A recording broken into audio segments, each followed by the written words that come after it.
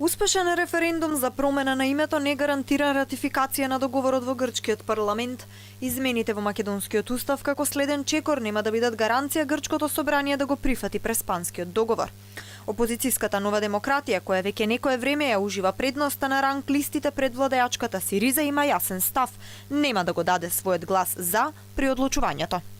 Единствено што можам да кажам е дека ние нема да гласаме за. Кога доставивме иницијатива за гласање на доверба, јасно кажав да немаме сомнежи. Штом владата продолжи кон потпишување на овој договор, ќе постојат завршени работи. Веќе постојат, во смисла дека господинот Заев и правилно од негова страна ги презентира оние работи што ги доби. Во Грција се поизвестни се и предвремените парламентарни избори со оглед на тоа што опозицијата ги бара веќе со месеци, а владиниот коалиционер Независни Грци изјавија дека нема да гласаат за договорот со Скопје и ќе ја напуштат владата кога ќе дојде време. Поддршка Ципрас добива од Потамија, се калкулираат и други гласови за ратификација. Од друга страна пак ратификација на Преспанскиот договор во грчкиот парламент не значи и крај на можните блокади.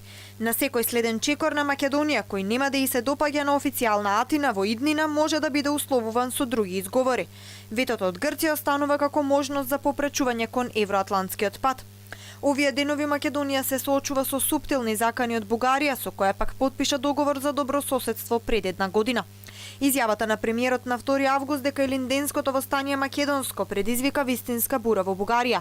Од тогаш во секоја прилика се потсетува дека финалната одлука за влез на Македонија во Европската унија ќе има Бугарија. Претседателот Румен Радев дури побара и анекс на договорот.